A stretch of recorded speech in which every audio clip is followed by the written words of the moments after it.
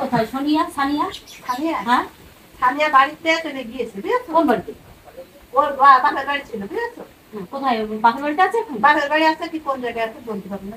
না, আপনার এখানে আছে। না, আমার এখানে নিয়ে যাবে কেন? তা বলো, সেই জন্য কি বলো? না, ভেঙেছে বলতে ওর সঙ্গে কথা বলতে হবে। আসুন এদিকে, আসুন এদিকে আসুন। বুঝেছো? সানিয়া বলো। কোনো ব্যাপার নেই, কোনো হ্যাঁ, ভয়ের হ্যাঁ। কিছু নেই। বিষয়টা হচ্ছে যে আপনার ছেলে কোথায়? আমার ছেলে গুজরাটে বইবান্ধা কাজ করে। গুজরাটের রচা হ্যাঁ, কাছে। হ্যাঁ, হ্যাঁ। আর সানিয়া আপনার এখানেই তো ছিল। হ্যাঁ, এখানে ছিল তো, হ্যাঁ। বাপের বাড়ি গিয়েছে, বুঝেছো? বাপের বাড়ি ছিল। আচ্ছা, বাপের বাড়িতে আছে?